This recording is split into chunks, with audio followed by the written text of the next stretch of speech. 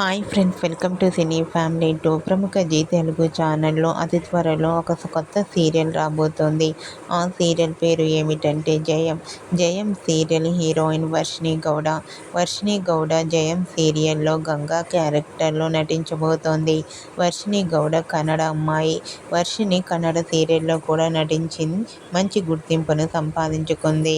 అయితే రీసెంట్గా Jayam serial heroine Varshini Gowda latest ఫోటోషూట్కి సంబంధించిన ఫొటోస్ను తన ఇన్స్టాగ్రామ్లో షేర్ చేసింది.